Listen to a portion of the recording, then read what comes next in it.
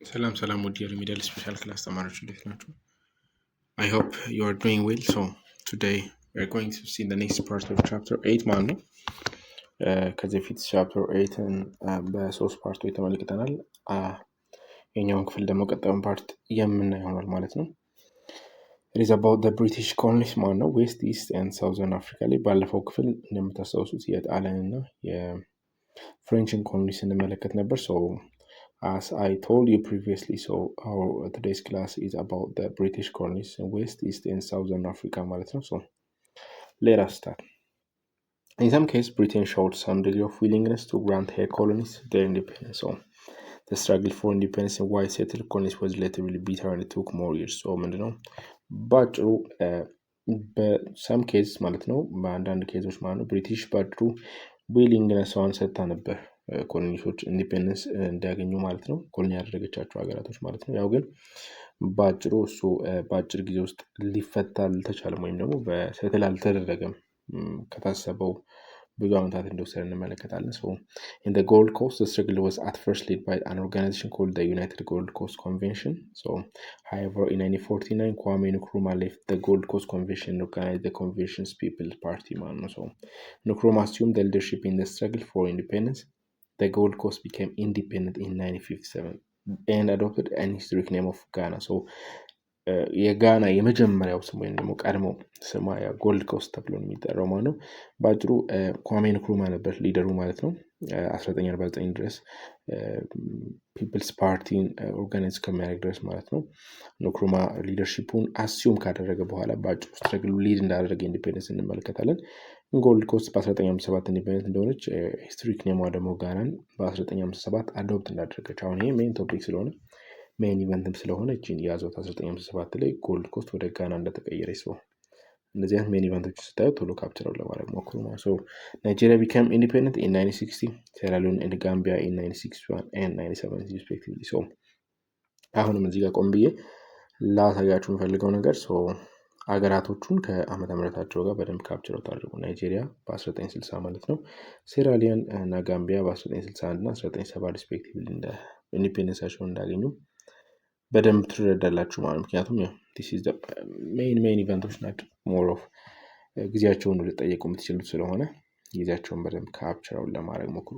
አሁንም እንዴት ነው እንደ አድቫይዝ የምሰጣችሁ አንድ ነገር ምንድነው ለምሳሌ የሁሉንም ሀገራቶች ኢንዲፔንደንስ ያገኙበትን ጊዜ ሸምዳችሁ ላትችሉ ትችላላችሁ፣ ሊከብዳችሁ ይችላል። ኦፍ ኮርስ አይ አንደርስታንድ። ሶ ምንድነው ሶሉሽኑ ማለት ነው ሜይንሊ ትላልቅ ሀገራቶች ካፕቸር የሚደረጉ ሀገራቶችን በቀላሉ ይያዛሉ።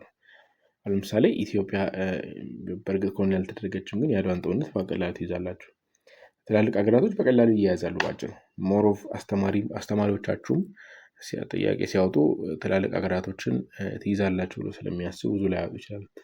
ግን ይሄ አንሪሜምበርድ አሁን ስሞል ካንትሪ ጭራሽ የማይመጣላችሁ ካንትሪ ምናምን ነገር ጥያቄ ልጠይቁ ትችላላችሁ። ስለዚህ ምንድነው ማድረግ ያለባችሁ የትላልቁ ነገር ያው ከላይ ገረፍ አድርጋችሁ አንብባችሁ ነገር ግን በደንብ በትኩረት ስታችሁ ደግሞ የትናንሾቹን ማገድ ደግሞ ጊዜያት ዓመተ ምህረት ለመያዝ ሞክሩ። ያው ባጭሩ ቴክኒካል መሆን አለባችሁ ለማለት ፈልጌ ነው። I'm not saying like ያው ሁሉም ይመጣል እያልኩ አይደለም፣ ግን more of you don't know የትኛው እንደሚመጣ ሰው ቴክኒካል መሆናችሁ ለእናንተ ሪዋርድ አለው ማለት ነው። So don't forget that. So Egypt had gained its independence in 1922. But Britain continued to station her troops in that country under the pretext of safeguarding the interest of the Suez Canal. So የኢጅፕትን ኢንዲፔንደንስ እንመለከት በ1922 ነበር ኢንዲፔንደንስዋን ያገኘችው ማለት ነው። ነገር ግን ብሪቴን ባጭሩም ወታደሮቿን ታቆይ ነበር ማለት ነው ኢጅፕት ውስጥ፣ ምክንያቱም ያው ስዊዝ ካናልን እንጠብቅልሻለሁ በሚል ስምምነት ማለት ነው። In 1952 a group of young money army officers led by Colonel Gamal Abdul Nasser overthrew the conservative king Farouk and seized power. So Nasser negotiated with the British for the withdrawal of British troops from the Suez Canal area. When British forces evacuated the canal, Egypt became fully independent in 1956. So ምንድነው የተፈጠረው ማለት ነው በፊት የነበረው የኢጅፕት ኪንግ ማለት ነው ባጭሩ ኪንግ ፋሩክ የሚባለው ማለት ነው እሱ ነበር ከብሪቲሾች ጋር በመስማማት የብሪቲሽ ትሩፖች በአገሪቷ እንዲቆዩ ስዊዝ ካናል ሊጠብቁ እያስደረገ የነበረው። ያው ከዛ በኋላ ግን የተጠቁ አርሚ ኦፊሰርስ ሊድ ያደረጋቸው ጋማል አብዱል ናስር ይባላል። እሱ ሌላ የሚያደርገው እንትን ደግሞ ኦቨርስሪ እንዳደረገ ወይም ደግሞ ኪንግ ፋሩግን አውርዶ ፓወር ሴዝ እንዳደረገ እንደተቆጣጠረ እንመለከታለን። አትላስት ናስር ያው ባጭሩ ከብሪቲሽ ጋር ኔጎሼት በማድረግ ብሪቲሽ ትሩፖች ወይም ደግሞ ወታደሮችን ዊዝድራው እንዲያደርጉ ወይም ደግሞ ከስዊዝ ካናል ኤሪያ እንዲወጡ ሲያደርግ እንመለከታለን። ወይም ብሪቲሽ ፎርስስ ኢቫኩዌትድ ካናል ዞን ለቀው ሲሄዱ ማለት ነው። ኢጅፕት ባጭሩ 1956 ላይ ኢንዲፔንደንት ሆነች ማለት ነው። Anglo-Egyptian rule over the Sudan, the Econominia, came to an end through the Anglo-Egyptian Agreement of 12 February 1953. The agreement accepted the independence of Sudan after 3 years. In 1956, Sudan became independent. So, by Sudan, the በ1956 independent እንደሆነች እንመለከታለን ማለት ነው። In East Africa, the British territory of Tanganyika won its independence in 1961 under the Tanganyika African National Union led by Mwalimu Julius Nyerere. Zanzibar also became independent in 1963. 1964, these two independent states formed a federation called Tanzania. So, እነዚህን ዓመተ ምህረት ቅድም ብያቸዋለሁ፣ በደንብ ያዟቸው። which country in which year ወይም ደግሞ in which ዓመተ ምህረት ኢንዲፔንደንሷን እንዳወጀች በደንብ ካፕቸር አውት አድርጉ፣ ምክንያቱም የምትጠየቁት ጥያቄ ስለሆነ ማለት ነው። እንቀጥል። Kenya's road to independence had its own ups and downs. Kenya's organized a peasant nationalist movement known as the Mau Mau. So, ባጭሩ አሁን ይህም ለጥያቄ የሚመች እንትን ነው። የኬንያ ፒዘንት ናሽናሊስት ሙቭመንት ምንድን ነው የሚባለው? ማው ማው ተብሎ እንደሚጠራ በደንብ ለመያዝ ሞክሩ ማለት ነው። ኬንያ ወደ ኢንዲፔንደንስ የምታደርገው ጉዞ ወይም ደግሞ ሙከራ ባጭሩ አፕስ ኤንድ ዳውንስ ነበሩት። አት ዘ ታይም ያው የፒዘንት ናሽናሊስት ሙቭመንት ነበረ ማው ማው የሚባል ማለት ነው። ማው ማው ሃራስድ ዋይት ሴትለርስ ኢን ዘ ካንትሪ ሶ the identity of the members of the movement was secret. ባጭሩ ሃራስ ያደርጉ ነበር፣ ይጎዱ ነበር፣ ያስሩ ነበር፣ የተለያዩ ነገሮችን ያደርጓቸው ነበር ማለት ነው። ዋይት ሴትለሮች ወይም ደግሞ ነጭ ተቀማጮች ማለት ነው። the Mau Mau movement was active between 1952 and 1955 ማለት ነው። ዓመተ ምህረቱን ያዙ። the movement was suppressed and thousands of Africans were imprisoned by the British. so አልተሳካ ሙቭመንቱ ማለት ነው። ባጭሩ thousands of Africans በብሪቲሽ እንደተያዙ እንመለከታለን። in 1960 Jomo Kenyatta organized the Kenya African National Union KANU. so Kenya won independence in 1963 and Kenya became its first president. so ባጭሩ the first president during that time ማለት ነው ጆሞ ኬንያታ እንደሆነ ትመለከታላችሁ። በ1963 ደግሞ የኬንያ ኢንዲፔንደንሷን እንዳደረገች እናያለን ማለት ነው። South Rhodesia's road to independence had also its own challenge. So in 1965, the racist white settlers under the leadership of Ian Smith declared what was called the Unilateral Declaration of Independence, UDI. The step delayed a majority rule in that country. So Africans and the British government rejected this one-sided declaration of independence. However, the British government failed to take military actions to separate the white minority. So የሳውዝ ሮድሺያስ ሮድ ደግሞ ባጭሩ ወደ ኢንዲፔንደንስ የምታደርገው ማለት ነው የራሱ የሆነ ቻሌንጅ ነበረው። 1965 ላይ የራሺስት ዋይት ሴትለርስ ባጭሩ በሊደርሺፕ ኦፍ ኢያን ስሚዝ የተመራው ማለት ነው ዩኒላተራል ዲክላሬሽን ኦፍ ኢንዲፔንደንስ የሚል ዲክላሬሽን ዲክሌር እንዳደረገ እንመለከታለን ማለት ነው። ኦልሞስት ማጆሪቲ ሩሉን ባጭሩ ዲሌይ እንዳደረገ ማይኖሪቲ ሩል እንዳደረገ ነው የምንመለከተው ማለት ነው። ማጆሪቲው ሩል ማድረግ አይችልም፣ ማይኖሪቲ ሩል ማድረግ የሚችለው ማለት ነው። የአፍሪካ እንዲሁም የብሪቲሽ ገቨርንመንት ባጭሩ ይሄን ዋን ሳይድድ የሆነ ዲክላሬሽን ተቃውመውታል። ነገር ግን ምንም የብሪቲሽ ገቨርንመንት ምንም አይነት አክሽን ቴክ ማድረግ አልቻለም ማለት ነው። ምክንያቱም ከነበረው ነገር አንጻር ነው። those the Africans resort to guerrilla fighting long and bitter war fought by the Zimbabwe African National Union ZANU and the Zimbabwe African People's Union ማለት ነው። እነዚህን እንትኖች እንመለከታለን ማለት ነው። ሜንሊ አሁን እዚህ ጋር እንዴት ይዞ የምፈልገው አንደኛው ነገር አብዛኛው የአፍሪካን ካንትሪ በ1963 ኢንዲፔንደንሱን እንዳወጀ አሁን 1963 ሲባል በቃ ሜንሊ ሊመጣላችሁ የሚገባ ዓመተ ምህረት ነው። አብዛኛው አፍሪካን ካንትሪ በ1963 ነው ነፃነታቸውን ያወጁት ማለት ነው። ከዛ ደግሞ አንድ ትይዙ የምፈልገው ነገር ደግሞ ሪስፔክቲቭሊ which country in which ዓመተ ምህረት ኢንዲፔንደንሷን እንዳወጀች በደንብ ያዙ። ምክንያቱም ዛሬስ በጣም ወሳኝ ጥያቄ ስለሆነ ማለት ነው የምትጠየቁት ጥያቄ ስለሆነ ነው ይሄን እንዳግሜ የምነግራችሁ። የትኛው ሀገር ነው የትኛው ዓመተ ምህረት ላይ ኢንዲፔንደንሱን ያወጀው ወይም ደግሞ ነፃ ያወጣው የሚለውን በደንብ ያዙ ማለት ነው። የብሪቲሽን ኮሎኒ እንደዚህ ያዝን ከዚህ በፊት ካየነው ጋር አላይ ለማድረግ ያክል ምናልባት አንድም ሌላ የምትጠየቁት ጥያቄ ምንድነው መሰላችሁ? የትኛው ሀገር ኮሎኒ አድርጎታል? አሁን ብሪቲሽን አነሳና በየት እንደነበረች ኢስት ዌስት ምናምን እያለ እንደዚህ አነሳና የፍሬንችን የጣሊያን የት እንደነበሩ ሁሉንም እንደዚህ ለመያዝ ሞክሩ ማለት ነው። እንቀጥል እስቲ የቤልጂያን ኮሎኒስ ኦር ሴንትራል አፍሪካ እንመልከት። One of the national independence parties emerged in Belgian Congo, the Congolese National Movement. So this party was led by Patrice Lumumba. Lumumba had developed anti-imperialist and Pan-African attitude. So following popular revolts in the Congo in 1959, Belgium was forced to recognize the independence of the Congo, which was officially declared in 1960. ስለዚህ ኮንጎ ደግሞ በአጭሩ በ1960 ማለት ነው ቤልጅየም ላይ ነፃነቷን አውጃለች ማለት ነው። ከቤልጅየም ኮሎኒ ወጥታ ማለት ነው። Independent Democratic Republic of Congo emerged with the Joseph Kasavubu as president and Patrick Lumumba as prime minister. ስለዚህ ሉምቡባ was the leader at first ማለት ነው። ምክንያቱም ናሽናል ሙቭመንቱን ወይም ደግሞ ፓርቲው ሊድ ያደረገ የነበረው ሉምቡባ ነበረ። አንቲ ኢምፔሪያሊስት እንዲሁም ፓን አፍሪካን አቲቲዩድ የነበረው ሰው ነበር እንመለከታለን ማለት ነው። ፖፑላር የሆኑ ሪቮልቶች ነበሩ ማለት ነው ኮንጎ ውስጥ 1959 ላይ። ስለዚህ ቤልጅየም በአጭሩ ሪኮግናይዝ ለማድረግ ፎርስ ተደረጋለች ማለት የኮንጎን ኢንዲፔንደንስ ሪኮግናይዝ አድርጋለች ማለት ነው። ኦፊሻሊ ዲክሌር የተደረገው ደግሞ በ1960 እንደሆነ እንመለከታለን ማለት። ስለዚህ የኢንዲፔንደንት የሆነችው የዲሞክራቲክ ሪፐብሊክ ኦፍ ኮንጎ በአጭሩ ጆሴፍ ካሳቮቡ ፕሬዚዳንቷ፣ ፓትሪክ ሉምቡባ ደግሞ ፕራይም ሚኒስተሯ እንደሆነ እናያለን ማለት። So however, the end of the Belgian colonial rule in the Congo was followed by a civil war. So the Mira-rich province of Katanga and Kasai broke away under the leadership of Moise Tshombe and Kalonji respectively. ስለዚህ አሁን የቤልጅየም መውጣት ለኮንጎ ላይክ እንደተጠበቀው ኢንዲፔንደንት መሆኗ መልካም ነገር ብቻ ይዞ አልመጣም፣ ሲቪል ዋር እንዳመጣ እንመለከታለን ማለት ነው።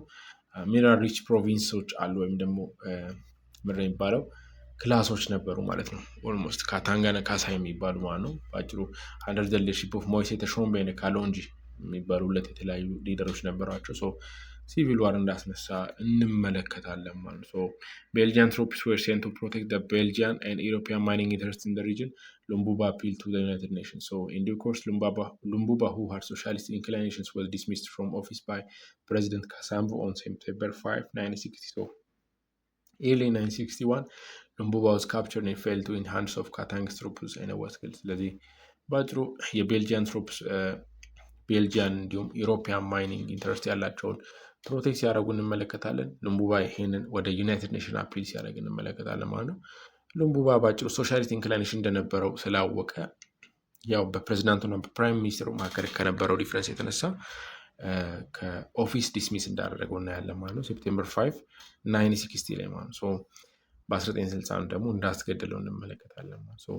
The UN troops, which include forces from Ethiopia, were sent to normalize the situation. So in this tense situation, the UN Secretary General Dag Hammarskjöld died in plane crash while trying to mediate in the Congo crisis ማለት ነው። ስለዚህ አሁን እዚች ጋርም እቺ ሜን የሆነች ኢቨንት ናት። የኮንጎን ክራይሲስ ሶልቭ ለማድረግ ሲጓዝ በፕሌን ክራሽ የሞተው ፐርሰን ማን ነው ተብላችሁ ብትጠየቁ ጀነራል ዳግ ሃምስኮልድ ይሄንን ሰው በደንብ ያዙ ማለት ነው። ምክንያቱም ያው ሜን ጥያቄ ስለሆነ ሜን ኢቨንት ስለሆነ ማለት ነው።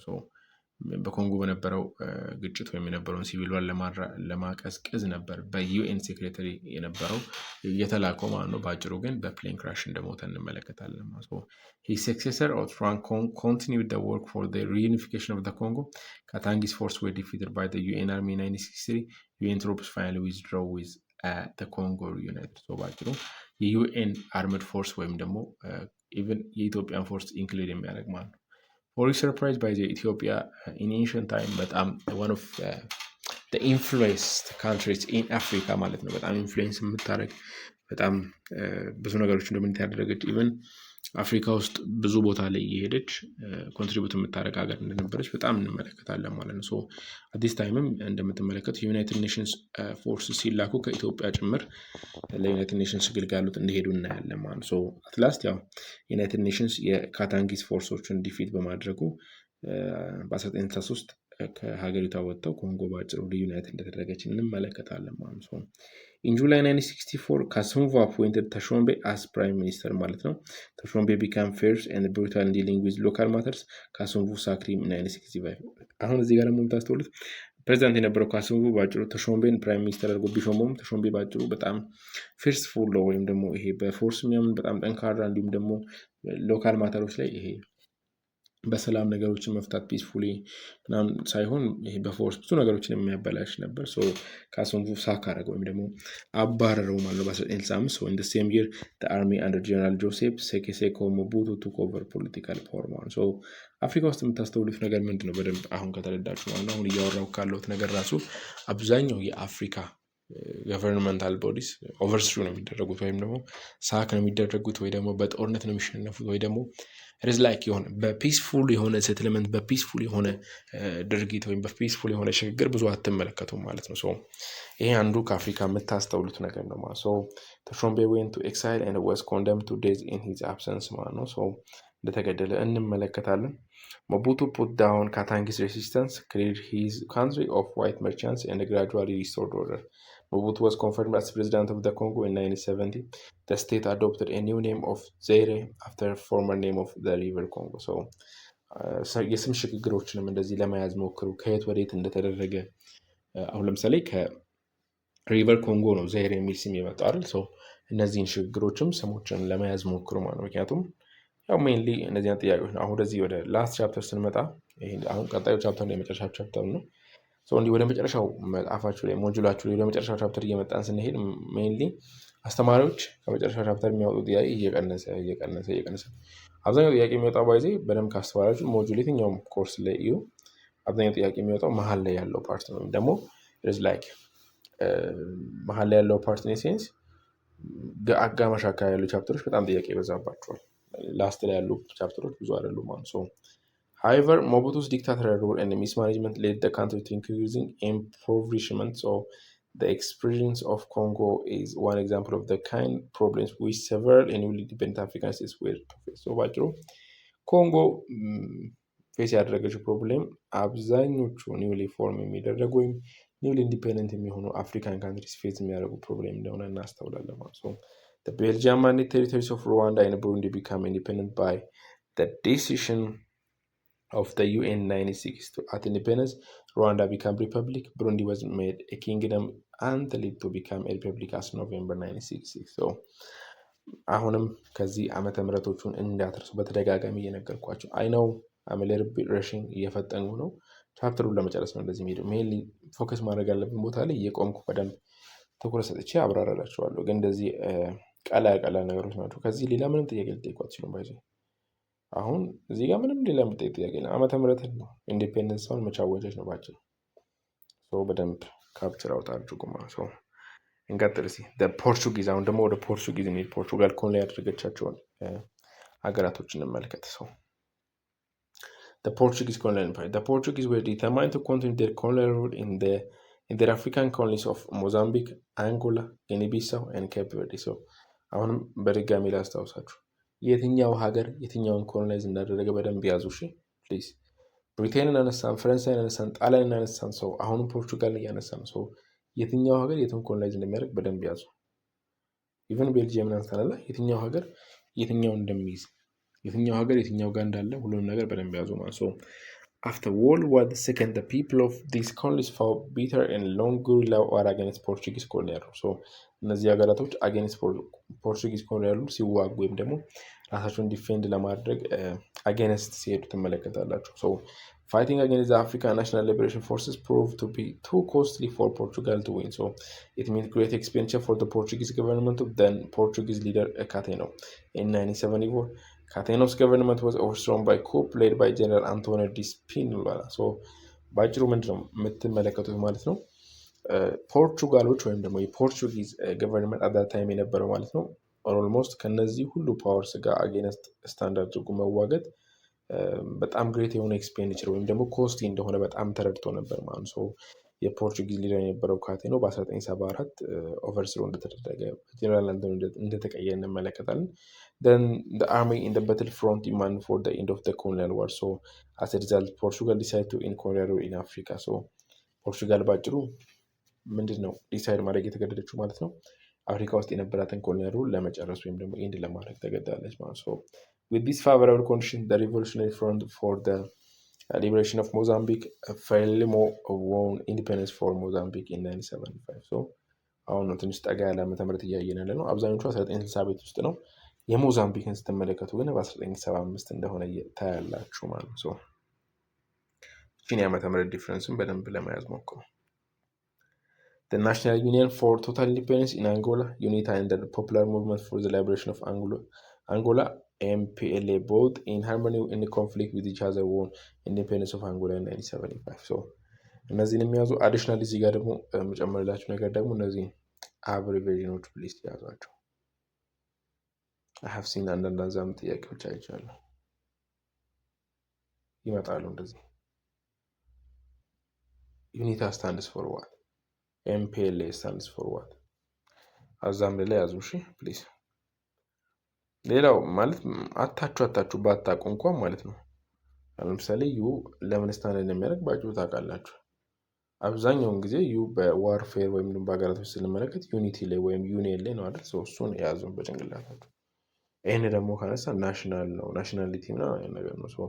እንደዚህ እያደረጋችሁ ካፕቸሩን ለማድረግ ሞክሩ ቢከብዳችሁ እንኳን ማለት ምክንያቱም አሁን እነዚህ አዛምድል ነው የሚመጡት። አዛምድል ላይ ቶሎ ማች ለማድረግ እንደዚህ ከያዛችሁ በጣም ቀላል ስለሚሆንላችሁ ማለት ነው። እንቀጥል እስኪ። The African Independence Party of Guinea and Cape Verde, PAIGIC, led the two small colonies of Portugal independence in the same year.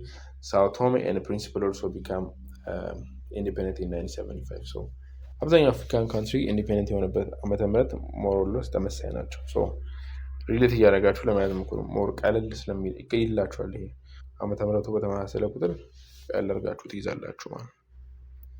ሶ ሌላስ ኮንቲኒው። ቀጣዩ ሀገር ደግሞ ስፓኒሽ ናት ማለት ነው።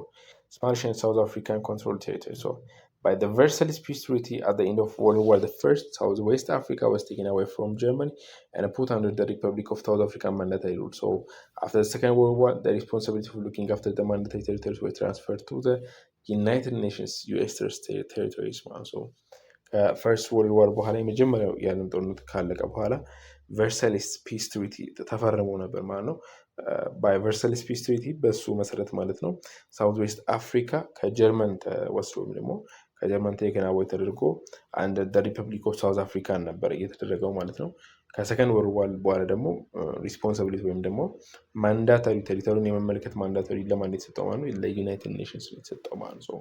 In such a way, Spanish Guinea gained independence in 1968 and was renamed Equatorial Guinea. So, but Southwest Africa entered into a long and a bitter war against the Republic of South Africa. So, the struggle was organized and led by the Southwest African People's Organization, SWAPO. International diplomatic pressures were also put on South Africa. So, finally, Southwest Africa won its independence in 1990. It was renamed Namibia.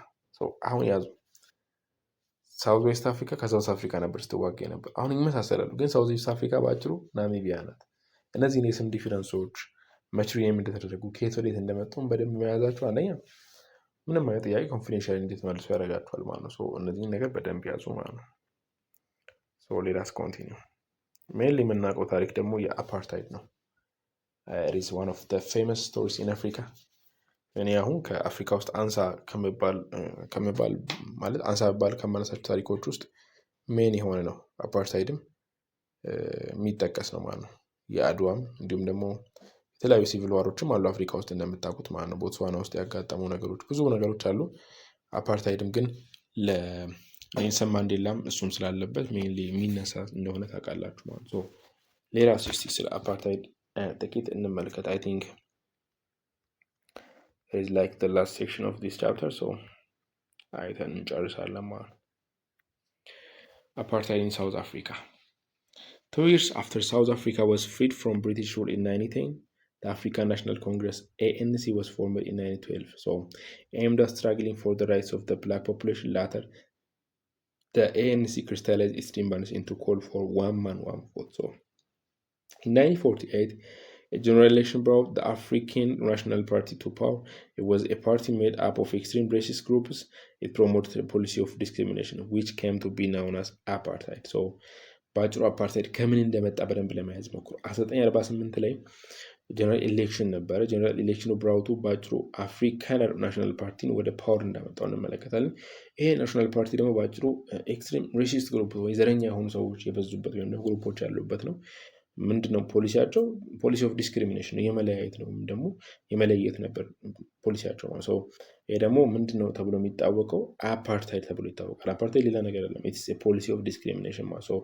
አፓርታይድ ሚንስ ሴፓሬት ዴቨሎፕመንት ኦፍ ዘ ሬስስ ኤንድ ዋይት ዶሚኔሽን ኦፍ ዘ ማጆሪቲ ብላክስ ባይ ዘ ማይኖሪቲ ዋይት። ሶ ባጭሩ አፓርታይድ ሲባል ምንድነው ልታስታውሱ ወይም ሪማይንድ ልታደርጉ የሚገባው ሴፓሬት ዴቨሎፕመንት ኦፍ ዘ ሬስስ ነው፣ ወይም ደግሞ አንዱ ዘር ከአንዱ ዘር ተለይቶ ነው የሚያድገው ማለት ነው። ኦልሞስት ነጩ ዘር ዶሚኔት ያደርጋል ማለት ነው። ማጆሪቲ ብላኮቹ ዝቅ ይላሉ፣ ማይኖሪቲ የሆኑት ዋይቶች ደግሞ ከፍ ይላሉ። አስቡ፣ ዋይቶች ማይኖሪቲ ፓወር ናቸው ወይም ደግሞ ትንሽ ናቸው በቁጥርም በምንም፣ ግን ደግሞ ሩለር ክላስ ማለት ነው። ይሄ ነው አፓርታይድ። አፓርታይድ ዲናይድ ኦል ፖለቲካል ራይትስ ቱ ብላክስ ኤንድ አዘር ነን ዋይት። በአጭሩ አፓርታይድ ሁሉንም ፖለቲካል ፓወርስ ከብላኮች ይገፍና ለነጮች ነው የሚሰጠው ማለት ነው። አንደር አፓርታይድ 7% of all land in South Africa was reserved to white. So almost 87% ነው ለነጮች የተሰጠው። አስብ፣ ቁጥራቸው በጣም ትንሽ ነው፣ ግን ኦልሞስት 87%ን ዶሚኔት ያደረጉ ነበር ማለት ነው። አብዛኛውን የሳውዝ አፍሪካ ላንድ ማለት ነው። ምንድን ነው ከዚህ የምትማሩት ማለት ነው? ኢትስ ላይክ ኮምፕሊት የሆነ ዶሚናንስ ነው። ኮምፕሊት የሆነ አንፌር የሆነ ስራ እንደሆነ ትመለከታላችሁ ማለት ነው። Added to this, the racist nationalist party cancelled all the meager rights the blacks used to have. It passed a number of laws that deprived Africans of their political rights and human rights and imposed rigid segregation in sports, recreational areas, schools, hospitals, businesses. So በላንድ ብቻ አላበቃም፣ በላንድ ብቻ ስቶፕ አላደረገም። በአጭሩ ይሄኛው ናሽናሊስት ፓርቲ ምንድነው ብላኮች ሊኖራቸው የሚገባውን ራይት በሙሉ ከላያቸው ከፉ። አብዛኛውን ህጎች ማለት ነው የአፍሪካን ራይት ወይም ደግሞ ፖለቲካል ራይታቸውን፣ ሂውማን ራይታቸውን እንዲሁም ደግሞ ለስፖርት፣ ለመዝናናት፣ ለትምህርት ቤት፣ ለሆስፒታል፣ ለባስ፣ ለተለያየ ነገር ያላቸውን ራይት በሙሉ የሚገፍ ህግ ነው ሲያጸድቅ የምንመለከተው ማለት ነው። reaction to such repressive acts, widespread demonstrations and riots were held many times. So in 1952 the ANC led by Albert Luthuli, Oliver Tambo, Nelson Mandela and Walter Sisulu waged a campaign of passive resistance to the various discriminatory rules, but the government continued with this repressive policy. So ከላይ የጠቀስናቸው ሰዎች against that government stand ቢያደርጉም ግን ገቨርንመንቱ ባጭሩም ሪፕሬሲቭ የሆነው ፖሊሲውን ቀጥሏል ማለት ግን እዚህ ጋር አንድ መያዝ ያለባችሁ ነገር እነዚህን የኤንሲ ፓርቲ አባላት ወይም ደግሞ እነ ኔልሰን ማንዴላን ጨምሮ ማለት ነው እነማን እንደነበሩ በደንብ ያዙ ልትጠየቁ ስለምትችሉ ማለት ነው። On 21 March 1960, police fired on a peaceful and unarmed demonstration at Sharpeville. 72 people were killed and some 186, including women and children, were wounded. The incident is remodeled as the Shepherd Massacre. So, ባጭሩ ማሳኬር ሰው ምንድን የተፈጠረው ማርች 21 1960 ላይ ማለት ነው። ፖሊስ ለሰላም የወጣ ህዝብ ላይ ኦልሞስት ፋየር አርም በመክፈቱ 72 የሆኑ ሰዎች ሞተዋል።